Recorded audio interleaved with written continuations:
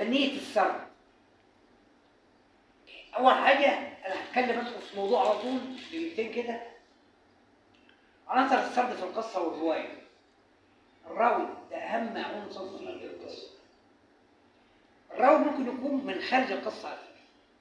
ممكن يكون الراوي يتحدث بأسلوب ضمير الغائب أو ضمير المتكلم أو المخاطب.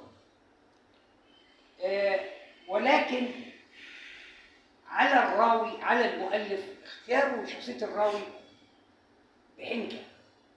يعني ايه؟ يعني لابد ان يتوازن شخصية الراوي دي مع الرواية. ازاي؟ لان ازاي دي بعد ما نسمع عاطف ويليام.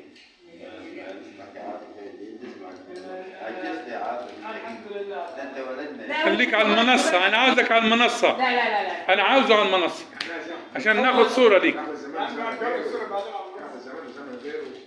يا عم اوقف على المنصة. هو عادل بيكتب شعر متهيألي.